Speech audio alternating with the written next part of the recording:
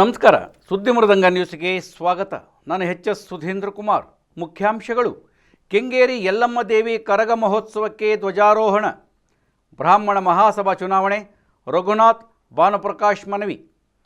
ಪಶ್ಚಿಮ ಜಿಲ್ಲಾ ಕಾಂಗ್ರೆಸ್ ಉಪಾಧ್ಯಕ್ಷರಾಗಿ ಮೊಹಮ್ಮದ್ ಸಾಲೆಹ ನೇಮಕ. ಕೆಂಗೇರಿಯ ಐತಿಹಾಸಿಕ ದೇವಾಲಯಗಳಲ್ಲಿ ಒಂದಾದ ಶ್ರೀ ಯಲ್ಲಮ್ಮ ದೇವಿಯ ಶಕ್ತೋತ್ಸವ ಕರಗದ ಹಿನ್ನೆಲೆಯಲ್ಲಿ 11ರ ರಾತ್ರಿ ಧ್ವಜಾರೋಹಣ ನೆರವೇರಿಸಲಾಯಿತು. ಕೆಂಗೇರಿ ಕರಗ ಉತ್ಸವ ಸಮಿತಿಯ ವೀರಕುಮಾರರು ಶಕ್ತೋತ್ಸವದ ಹಿನ್ನೆಲೆಯಲ್ಲಿ ವಿಶೇಷ ಪೂಜೆ ನೆರವೇರಿಸಿ ಧ್ವಜಾರೋಹಣ ನೆರವೇರಿಸಿದರು. ಇದೇ ತಿಂಗಳ 19ರಂದು ಕೆಂಗೇರಿಯ ಯಲ್ಲಮ್ಮ ದೇವಿಯ ಕರಗ ನಡೆಯಲಿದೆ.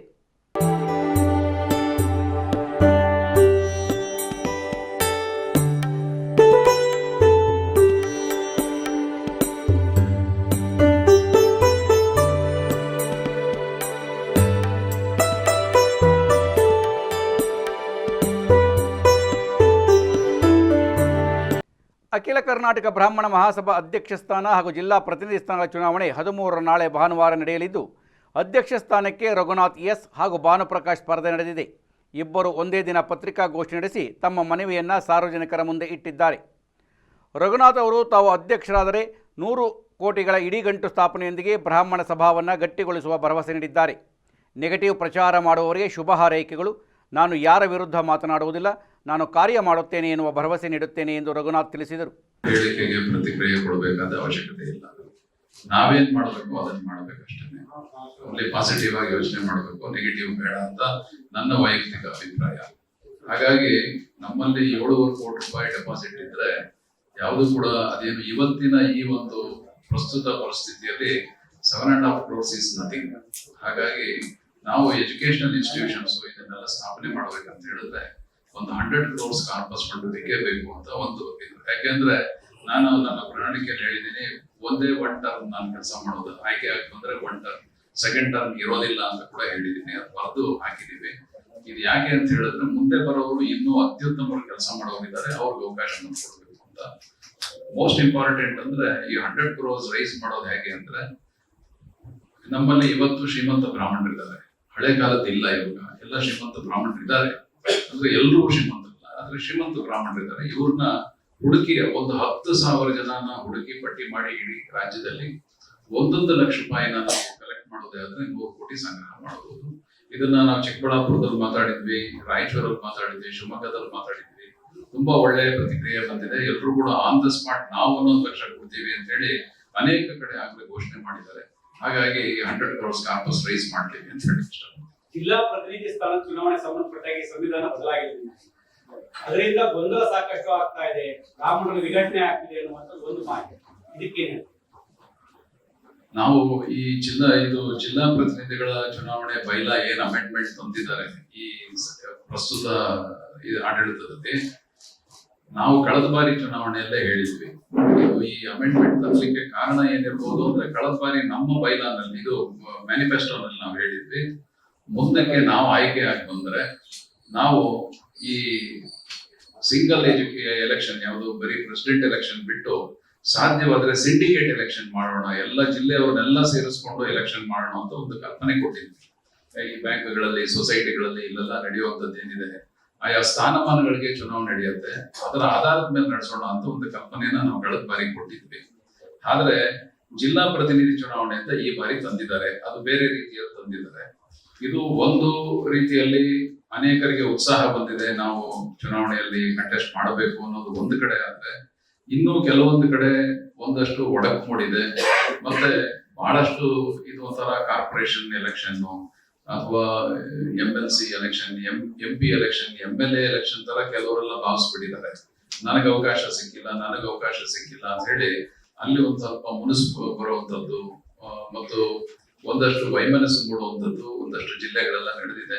ಅವ್ರಗಳೆಲ್ಲ ಸಮಾಧಾನ ಮಾಡೋದು ಕೂಡ ನಮ್ಗೆ ಕಷ್ಟವೂ ಆಗಿದೆ. ಹಾಗಾಗಿ ಒಂದು ಕಡೆ ಇದು ಕೆಲವರಿಗೆ ಸರಿ ಅನ್ಸಿದ್ರೆ, ಇನ್ನೊಂದು ಕಡೆಗೆ ಇದು ಸ್ವಲ್ಪ ತೊಂದರೆನೂ ಇದೆ ಅಂತ ಹೇಳಲಿಕ್ಕೆ ಅದಾದ ಮೇಲೆ ವಿಂಗಡಣೆ ಮಾಡಿದ್ದಾರೆ. ಇದಕ್ಕೆ ಕೆಲವೊಂದಷ್ಟು ಅಸೆಂಬ್ಲಿ ಕ್ಷೇತ್ರಗಳು ಬಿಟ್ಟೋಗಿದ್ದನ್ನ ಸೇರಿಸಿದ್ದಾರೆ.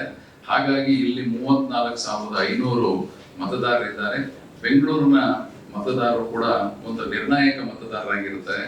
ಹಾಗಾಗಿ ನಾವು ಬೆಂಗಳೂರಿನಲ್ಲಿ ಕೂಡ ಈಗ ಕಳೆದ ಒಂದು 4-5 ದಿನಗಳಿಂದ ಹೆಚ್ಚು ಭೇಟಿ ಮಾಡುವಂಥದ್ದನ್ನ ಕೆಲಸ ಇಟ್ಕೊಂಡಿದ್ದೀವಿ. ಆತ್ಮವಿಶ್ವಾಸದಿಂದ ಈ ಚುನಾವಣೆಯನ್ನು ಎದುರಿಸ್ತಾ ಇದ್ದೀವಿ.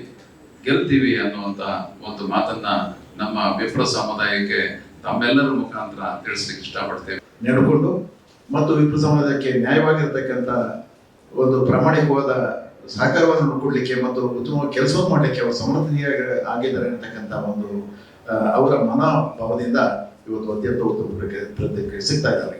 ಆ ದೃಷ್ಟಿಯಿಂದ ಅವ್ರ ಗೆಲುವು ಯಾವುದೇ ಕಾರಣಕ್ಕೆ ನಿಸ್ಸಂಶಯ. ಅನೇಕ ಕಡೆ ನಾವು ಜಿಲ್ಲಾ ಮತ್ತು ತಾಲೂಕು ಪ್ರವಾಸ ಮಾಡಿದಾಗ ನಮ್ಮ ಆತ್ಮೀಯ ಎಲ್ಲ ಸುದ್ದಿ ಮಾಧ್ಯಮ ಬಂಧುಗಳು ಆ ಒಂದು ಅಲ್ಲಿಯ ಜನರ ನಾಡಿ ಮಿಡಿತವನ್ನು ಅರ್ಥ ಮಾಡಿಕೊಂಡು ಅಲ್ಲಿ ಲೋಕಲ್ ಪತ್ರಿಕೆಯಲ್ಲಿ ಸಾಕಷ್ಟು ರಘುನಾಥ್ ಅವರ ಅಧ್ಯಕ್ಷೀಯ ಪದವಿ ಹಾಗೂ ಗೆಲುವಿನ ವಿಚಾರವಾಗಿ ಅತ್ಯಂತ ಸಂತಸದ ವರದಿ ಮಾಡಿದ್ದಾರೆ. ಅದೊಂದು ನಮಗೆ ಈ ಸಂದರ್ಭದಲ್ಲಿ ಸಂತಸದ ವಿಷಯ. ನಮಗೆ ಖಾತ್ರಿ ಆಯಿತು. ಯಾಕೆಂದ್ರೆ ಸಾಮಾನ್ಯವಾಗಿ ನಮ್ಮ ಸುದ್ದಿ ಮಾಧ್ಯಮ ಬಂಧುಗಳು ಏನಾದರೂ ಬರೆಯಬೇಕಾದ್ರೆ ಈಗ 3 ವರ್ಷಗಳ ಕಾಲದಿಂದ ವಿಪ್ರರ ಸೇವೆಯನ್ನು ಹಲವಾರು ರೀತಿಯಲ್ಲಿ ಮಾಡ್ಕೊಂಡು ಬಂದಿದ್ದಾರೆ.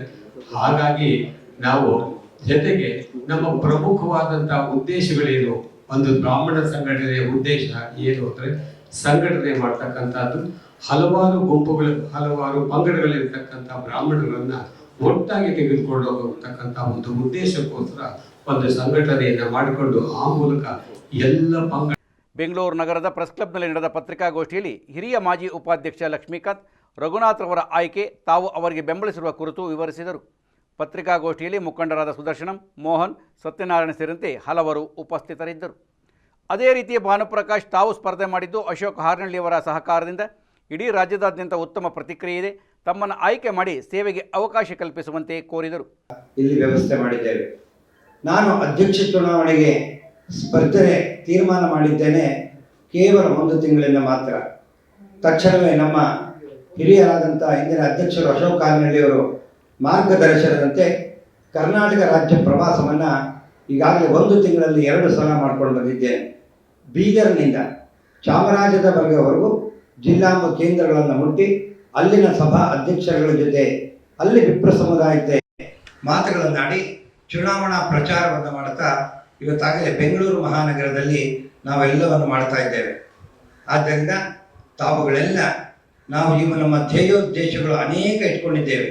ನಮ್ಮ ಅಧ್ಯಕ್ಷರು ಪ್ರಾರಂಭದಲ್ಲೇ ಅವರು 3 ವರ್ಷದ ಅಧ್ಯಕ್ಷ ಸ್ಥಾನಕ್ಕೆ ಬಂದಾಗ ಮಾಡಿದಂಥ ಮೊದಲನೇ ಕೆಲಸವೇ ನಮ್ಮ ಅಖಿಲ ಕರ್ನಾಟಕ ಬ್ರಾಹ್ಮಣ ಸಂಘದ ಧ್ಯೇಯೋದ್ದೇಶದ 3 ಕೆಲಸಗಳಿದೆ.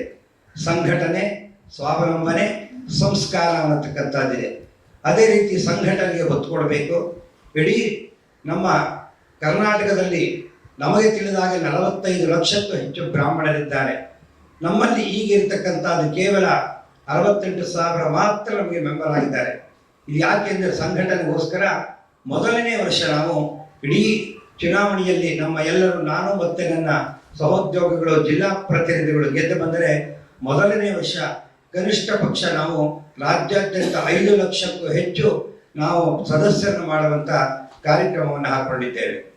ನಂತರ ನಮ್ಮ ಸಭಾ ಪ್ರಾರಂಭವಾಗಿ 50 ವರ್ಷಗಳ ಮುನ್ನಡೆದು ಸುವರ್ಣ ಸಂಭ್ರಮವನ್ನು ಸಹ ಈಗಾಗಲೇ ನಾವು ಅರಮನೆ ಮೈದಾನದಲ್ಲಿ ಬೃಹತ್ ಕಾರ್ಯಕ್ರಮ ಮಾಡಿದ್ದೇವೆ. ಅದರಲ್ಲಿ ನಾವು ವಿಶೇಷವಾಗಿ ಸುವರ್ಣ ಸಂಭ್ರಮದ ಅಂಗವಾಗಿ ಅಲ್ಲೊಂದು ಕಾಂತರಾಜ್ ವರದಿಯನ್ನು ಒಪ್ಕೊಂಡ್ರೆ ತಪ್ಪು ಮಾಹಿತಿಯ ಮೇಲೆ ಅವ್ರು ಒಪ್ಕೊಂಡಾಗ ಆಗುತ್ತೆ.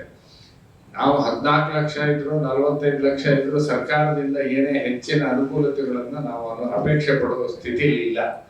ಆದರೆ ನಾವೆಲ್ಲ ಸರಿಯಾದಂತ ಒಂದು ಮಾಹಿತಿ ಇರಬೇಕು. ಕಾಂತರಾಜ್ ವರದಿಯಲ್ಲಿ ಇರ್ತಕ್ಕಂಥ ಮಾಹಿತಿ ಸರಿ ಇಲ್ಲ ಅನ್ನೋದು ನಮ್ಮ ಅಭಿಪ್ರಾಯ.